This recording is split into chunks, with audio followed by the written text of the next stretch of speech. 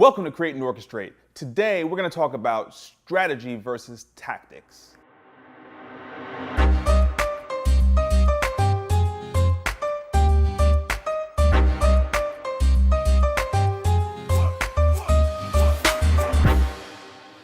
I'm Marcus Whitney, and this is Create and Orchestrate.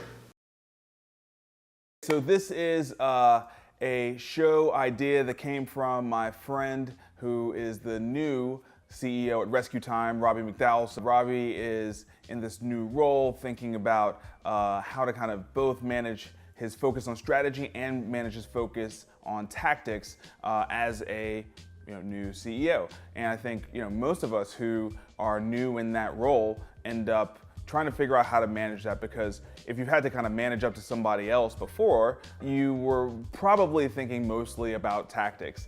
Even if you're a senior level employee, you're still probably thinking mostly about tactics, a little bit about the strategy in your area.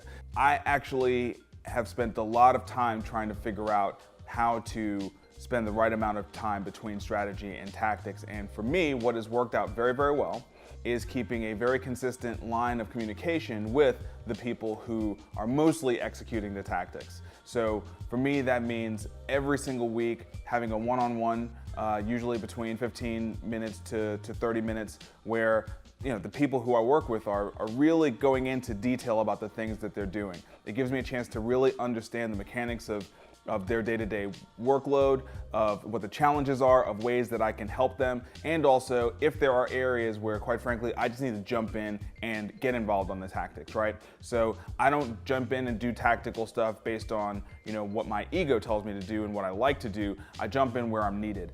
Outside of that, I focused the vast majority of my energy on strategy. I just believe that if you're in a leadership position, it is your responsibility to focus on strategy, to think about the 1, 2, 3, 4, 5-year plan and vision for the company. And it's nobody else's job to really do that, right? It's everyone else's job to contribute to that. It's your job to focus on that and consistently talk to your team, talk with your team, take feedback from your team, and make sure you're communicating that vision and that strategy to your team so they understand the why behind the tactics that you're asking them to do. So I think it's really, really important if you are in a leadership position that you spend more of your time on strategy than on tactics, because if it's not you focusing on strategy, then who is? If you're finding yourself spending too much time on tactics, that probably means you need to get somebody in who's going to be much better than you anyway at that tactic so that they can run that full steam, and then spend your time really working with your people so you can understand and you can help them to be as strong as they can be